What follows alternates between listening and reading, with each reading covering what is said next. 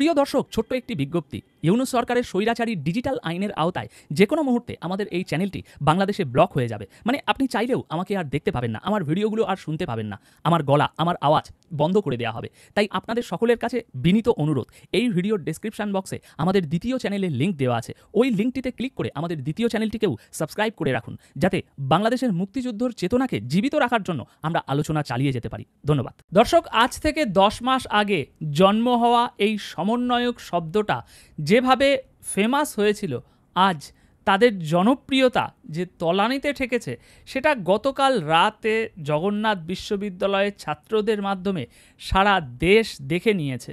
এবং গতকাল রাতে মাথায় বোতলের বাড়ি খাওয়ার পর মাহফুজ আলম সরে গিয়ে আরেকটি প্রেস ব্রিফিং করেছে এবং সেখানে তিনি যে বক্তব্যগুলো তুলে ধরেছে, তাতে করে আরও জাতির সামনে স্পষ্ট হয়ে উঠে আসছে যে বর্তমান এই অন্তর্বর্তী সরকার এখন ঠিক কতটা অকার্যকর হয়ে গিয়েছে এবং তাদের যে জনসমর্থন আজ থেকে 10 মাস আগে ছিল, যে সমর্থনের উপরে ভিত্তি করে হাসনাত আবদুল্লার মতো টোকাইরা চোখ মোটা মোটা করে দিল্লি না ঢাকা করে, সেই জনসমর্থন এখন একদম পুরো ফ্ল্যাট হয়ে গিয়েছে এবং জামাত শিবিরের কয়েকটি পাকিস্তানপন্থী ক্যাডার ছাড়া আর কোনো জনসমর্থন তাদের পাশে নেই। এবং আজ থেকে 10 মাস আগে যে ছাত্রদেরকে ব্রেন ওয়াশ করে তাদের পিছনে টেনে আনা হয়েছিল, সেই ছাত্রদের ব্রেন আস্তে আস্তে ধীরে ধীরে এখন দিলের আলোর মতো পরিষ্কার হতে শুরু করেছে। তো গতকাল রাত্রে তিনি বোতলের বাড়ি খাওয়ার পর লজ্জিত হয়ে সেখান থেকে সরে আরেকটি জায়গায় গিয়ে যে বক্তব্য দিয়েছে, সেগুলোর মাধ্যমে আমরা একেবারে এক্সপোজ হয়ে যেতে দেখছি এই সরকারের মাস্টার মাইন্ড মাহফুজ আলম। হয়তো বর্তমান অন্তর্বর্তী সরকারের প্রধান ডক্টর মোহাম্মদ ইউনূস, কিন্তু আমরা সকলেই জানি ডক্টর মোহাম্মদ ইউনূস কেবল একটি পুতুল, কিন্তু এই পুতুলের পিছনে মেন কার্যকারী ভূমিকা কলকবজা নাড়ছে এই মাহফুজ আলম। দর্শক, 3 দফা দাবিতে রাতভর কিন্তু রাজধানীর কাকরাইল মোড়ে অবস্থান করেছেন জগন্নাথ বিশ্ববিদ্যালয়ের আন্দোলনকারী শিক্ষার্থীরা। ইভেন এই ভিডিওটি এখন আপনাদের সামনে যে আমি উপস্থাপন করছি, এই সময় কাকরাইল মোড়ে অন্তত অর্ধশত আন্দোলনকারী এখনও অবস্থান করছেন।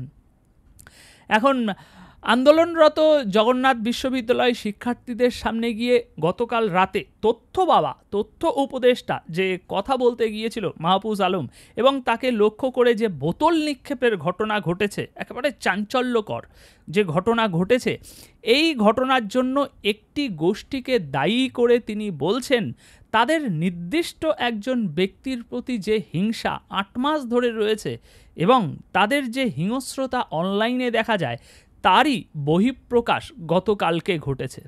মাহফুজ আলমের মাথা লক্ষ্য করে যে একটি বোতল নিক্ষেপ করা হয়েছে, এরপর তিনি ওখানে দাঁড়িয়ে আর কথা না বলে ওই বোতলের বাড়ি খাওয়ার প্রায় 15 মিনিট পরে গিয়ে আন্দোলনরত শিক্ষার্থীদের থেকে কিছুটা দূরে সরে গিয়ে লজ্জিত হয়ে বোতলের বাড়ি খেয়ে লজ্জিত হয়ে গোটা 15 মিনিট পর ওই জায়গা থেকে আরেকটু দূরে সরে গিয়ে সাংবাদিকদের সঙ্গে তিনি আরও কিছু কথা বলেন, মানে আবার একটা নতুন করে প্রেস ব্রিফিং করেন। সেখানে তিনি বলছেন, ভালো করে শুনবেন কথাগুলো, কারণ এই কথাগুলোর মাধ্যমে বর্তমান ডক্টর মোহাম্মদ ইউনূসের সরকার এবং এই সমন্বয়ক আজ থেকে 10 মাস আগে জন্ম হওয়া এই শব্দটার গুরুত্ব, এই শব্দটার যে ওজন ছিল, সেটা কতটা কমে গিয়েছে বুঝতে পারবেন।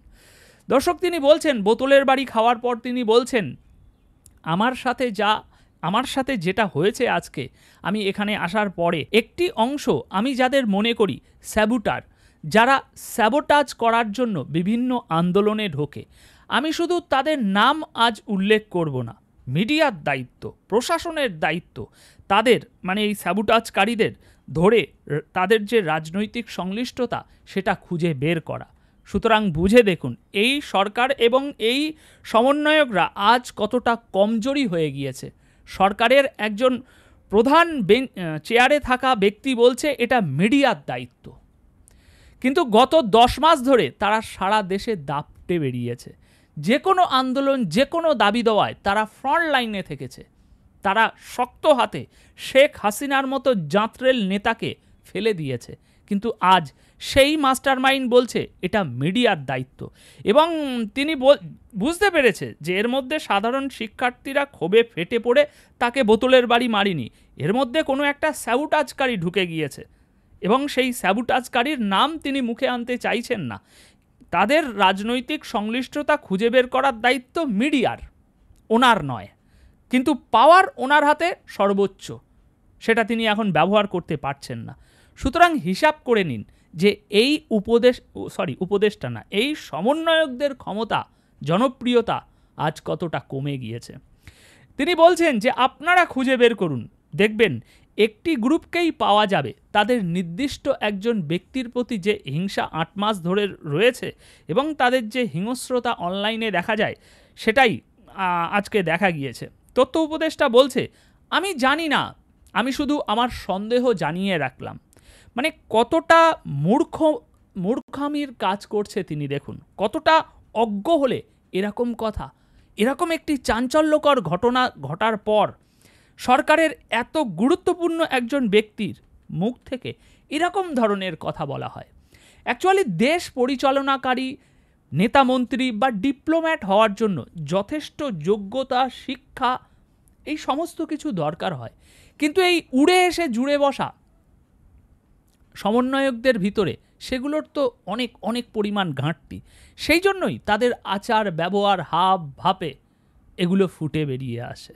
তিনি এত গুরুত্বপূর্ণ একজন দায়িত্বরত কর্মকর্তা হয়ে তিনি বলছেন প্রেস ব্রিফিংয়ে যে আমি জানি না, আমি সন্দেহ প্রকাশ করছি। আচ্ছা বলুন তো, কোনো দেশের, তিনি তো এখন একজন মন্ত্রী, তাই না? কোনো দেশের একজন মন্ত্রী এরকম গুরুত্বপূর্ণ চাঞ্চল্যকর একটি ঘটনা ঘটার পর সাংবাদিকদেরকে ব্রিফিং করার সময় কখনো কি বলতে পারে যে এখানে একটি স্যাবোটাজকারী ঢুকে গিয়েছে, এবং সেই স্যাবোটাজকারী কারা আমি জানি না, আমার সন্দেহ হয়েছে, সেটা আমি জানিয়ে রাখলাম? বলুন তো, কোনো মন্ত্রী, কোনো ডিপ্লোম্যাট প্রেস ব্রিফিংয়ে কোনো সন্দেহের কথা জানায়? নিশ্চিত তারা কি সেটা জানায়। আমি যদি কোনো বিষয়ে নিশ্চিত হই তাহলেই সেটা আমি বলতে পারি। আমার ভিতরে কি সন্দেহ আছে সেটা আমার ব্যক্তিগত বিষয়। আর নেতা মন্ত্রী, ডিপ্লোম্যাটরা কোনো ব্যক্তিগত বিষয় দুনিয়ার সামনে নিয়ে আসে না। তো এই ন্যূনতম জ্ঞান, ন্যূনতম ধারণা এগুলো তাদের মধ্যে নেই, কারণ উড়ে এসে জুড়ে বসা জিনিস। তো আন্দোলনে যারা স্যাবোটাজ করেছেন তাদের ব্যাপারে সাধারণ ছাত্রদেরকে তিনি বলছেন এক্ষুনি আরও বেশি এক্সপোজ হবে। সাধারণ ছাত্রদেরকে তিনি কি বলছে শুনুন, এবং ছাত্ররা সেখানেই পাল্টা জবাব কি দিয়েছে সেটাও শুনে যান। ছাত্রদেরকে তিনি বলছেন যে স্যাবোটাজকারীদের আলাদা করেন, আপনাদের ন্যায্য দাবি সরকার শুনতে রাজি। কত বড় ভণ্ডামি আর কত বড় দ্বিচারিতা! স্যাবোটাজকারীদের আলাদা করতে বলছে শিক্ষার্থীদেরকে, এবং তাদের ন্যায্য দাবি সরকার শুনবে বলছে। আচ্ছা বলুন তো দেখি মাহফুজ আলম, আপনারা যদি এই জগন্নাথ বিশ্ববিদ্যালয়ের শিক্ষার্থীদের দাবি শুনতেন, তাহলে জগন্নাথ বিশ্ববিদ্যালয়ের শিক্ষার্থীরা কাল কি লং মার্চ করত না? আপনার মাথায় বোতলের বাড়ি পড়তো না? গতকাল রাতভর তারা অবস্থান নিত না? আজও পর্যন্ত তারা যে অবস্থান নিয়ে রয়েছে সেটা নিত? তারা তো আগাম ঘোষণা দিয়ে, সময় বেঁধে দিয়ে এই লং মার্চ করেছে। তাহলে এই যে আগাম ঘোষণা এবং আগাম সময় বেঁধে দেওয়ার যে সময়টা ছিল, সেই সময় আপনারা কি করছেন? এখন বোতলের বাড়ি খাওয়ার পর নত হয়ে সেই যে শিক্ষার্থীদের কাছে অপমানিত হয়েছেন, তাদের কাছে মুখটা বাঁচানোর জন্য, পিঠটা বাঁচানোর জন্য এই সব বুলি আওড়াচ্ছেন। কিন্তু দেশের জনগণ সব বুঝে নিয়েছে এই 10 মাসে আপনাদের এই সব শাক দিয়ে মাছ ঢাকা আর দেশের মানুষের কাছে চলবে না। আপনি বলছেন সরকার শুনতে রাজি, তাহলে তারা তো আজ না, বিগত বেশ কিছু আগে থেকে তাদের 3 দফা দাবির কথা তুলেছে, বিভিন্নবার আপনাদের সাথে যোগাযোগ করেছে, বিভিন্নভাবে আপনাদেরকে বোঝাতে চেয়েছে যে তাদের দাবিগুলো পূরণ হওয়া দরকার। এবং তাদের যে দাবি সেগুলো বিশ্লেষণ করলে বোঝা যায় একজন স্টুডেন্ট হিসাবে যথেষ্ট যৌক্তিক তাদের সেই দাবিগুলো। তাহলে সেই দাবিগুলো নিয়ে আপনার সরকার যদি কথা বলতে রাজি হতো, তাহলে কি এই লং মার্চ এই বোতলের বাড়ি জুতোর বাড়ি খাওয়ার ঘটনা হতো। সুতরাং শাক দিয়ে মাছ ঢাকার চেষ্টা আর করবেন না মাহফুজ আলম। তিনি সাধারণ ছাত্রদের বলছে স্যাবোটাজকারীদের আলাদা করেন। কেন সাধারণ ছাত্ররা কেন করবেন? আপনি যখন কালকে গিয়ে ওখানে বুঝতে পেরেছেন যে ওই ভিড়ের মধ্যে সাধারণ শিক্ষার্থী নয়, কোনো স্যাবোটাজকারী ঢুকে আপনাকে বোতলের বাড়ি মেরেছে, তাহলে আপনার আশেপাশে এত প্রশাসন থাকা সত্ত্বেও, আপনার হাতে এত পাওয়ার থাকা সত্ত্বেও কালকে কেন আপনি বোতলের বাড়ি খেয়ে সেখানে লজ্জিত হয়ে মাথা নিচু করে কোনো উঁচু আওয়াজ না করে ফিরে এসেছেন? কেন আপনি সেই স্যাবোটাজকারীকে ওখান থেকে ধরেননি, ওখান থেকে পাকড়াও করেননি? আসল কথা হলো এটা গল্প, স্যাবোটাজকারী এটা গল্প, এবং দেশের মানুষ সেটা বুঝে নিয়েছে। যদি ওখানে সত্যিই স্যাবোটাজকারী থাকতো তাহলে 100-তে 110% নিশ্চিত আপনি সেখানে অ্যাকশান নিতেন, এবং সেই অ্যাকশান নেওয়াটা আপনার কাছে অত্যন্ত জরুরি হয়ে পড়তো, কারণ সেটা দিয়ে আপনি আরও আপনার রাজনৈতিক চরিত্রটাকে লাইমলাইটে নিয়ে আসতে পারতেন। আমরা কি বুঝি না? গল্প দিলে সেটার গল্পটার ব্যাকগ্রাউন্ড তৈরি করুন অন্তত, শুধু এই খাস গল্প দিলে চলবে না। সময় পরিবর্তন হয়েছে। তো এখন শিক্ষার্থীদেরকে তো তিনি এইসব বললেন যে স্যাবোটাজকারীদের আলাদা করেন। সেখানে ওই জগন্নাথ বিশ্ববিদ্যালয়ের শিক্ষার্থীরা ওই রাতেই কি বলছে মাহফুজের উদ্দেশ্যে শুনে যান। অবস্থান কর্মসূচি চালিয়ে যাওয়ার ঘোষণা দিয়ে শিক্ষার্থীরা বলছেন যে উপদেষ্টা মাহফুজ আলম যে ব্রিফিং করেছেন, মানে এত সময় ধরে ওনার ব্রিফিংয়ের যে বোতলের বাড়ি খাওয়ার পর যে ব্রিফিংয়ের যে কথাগুলো শুনলেন, ওই ব্রিফিং যে করা হয়েছে সেটার বিষয়ে বলছে যে এই ব্রিফিংটি আরেকটি অস্পষ্টতা তৈরি করেছে। আমরা সব শিক্ষক শিক্ষার্থীকে সঙ্গে আলোচনা করে এই সিদ্ধান্তে এসেছি। সুস্পষ্ট ঘোষণা ছাড়া আমরা কোনোভাবেই এই জায়গা ছেড়ে যাব না। যদি এখনও কোনো অনাকাঙ্ক্ষিত ঘটনা ঘটে তার সব দায় দায়িত্ব উপদেষ্টা এবং এই সরকারকেই নিতে হবে। অনেকে অনেক কথা বলছেন, অনেক হুমকি দিচ্ছেন। জগন্নাথ বিশ্ববিদ্যালয় এসব হুমকি ধমকিকে ঘৃণাভারে প্রত্যাখ্যান করে। যদি দুপুরের মতো আমাদের একটি সাধারণ শিক্ষার্থীদের রক্ত ঝরে, আমরা তার তীব্র প্রতিবাদ করব। দর্শক, মাহফুজ আলমের যে কথাগুলো এত সময় শুনলেন এবং এই শিক্ষার্থীদের কথা যে শুনলেন, এ দুটো একটু বিশ্লেষণ করলেই বোঝা যায় যে মাহফুজ আলম ঠিক কতটা চাপাবাজির কাজ করছে। শুধু একটা কথাই বলবো যে মাহফুজ আলম ওই যে বলেছে স্যাবোটাজকারী ঢুকে গিয়েছে এবং শিক্ষার্থীদের বলছে স্যাবোটাজকারীদেরকে আলাদা করো, সেখানে শিক্ষার্থীরা বলছে যে এই যা কিছু হয়েছে এর সব দায় দায়িত্ব উপদেষ্টা এবং এই সরকারকেই নিতে হবে। সুতরাং তারা মানে সরাসরি না বললেও তারা বলে দিচ্ছে যে আমাদের মধ্যে থেকেও কেউ এই কাজ করেছে, কোনো স্যাবোটাজকারী করেনি। আমাদের যে যৌক্তিক দাবি সেটা না মানার কারণে শিক্ষার্থীরা বিক্ষুব্ধ হয়ে এই ঘটনা ঘটিয়েছে। এখন এই ঘটার পর আপনার পল্লী উন্নয়ন ও সমবায় উপদেষ্টা আসিফ মাহমুদ সজীব ভুঁইয়া রাতে তার ফেসবুক পোস্টে বেশ কিছু কথা লিখেছে এবং ওনার কথার বিভিন্ন যুক্তি ব্যাখ্যা দিয়েছে, এবং সেখানে সবথেকে ভয়ঙ্কর যুক্তি যেটা তিনি দিয়েছেন, তিনি বলছেন যে কয়েক ঘন্টা আগে মাহফুজ ভাইয়ের সঙ্গে যা ঘটল তাতে হতাশ হয়েছি। ভাই তো চাইলেই পারতেন এটা আমার মন্ত্রণালয়ের বিষয় নয় বলে এড়িয়ে যেতে। সেই শাক দিয়ে মাছ ঢাকা এবং সেই 10 মাস আগের পাতানো যে ফাঁদ, সেই ফাঁদে দেশের জনগণকে ফেলতে চাইছেন। আপনারা চাইলেই পারতেন এড়িয়ে যেতে, কিন্তু জাননি। মানে আপনারা কতটা সহৃদয়, কত মানে দেশের মানুষের, ছাত্রদের হয়ে কাজ করা মানুষ, এটাই বোঝাতে চাইছেন তো। কিন্তু আমরা বুঝবো না, আমরা আপনাদের খেলাটা ধরে ফেলেছি।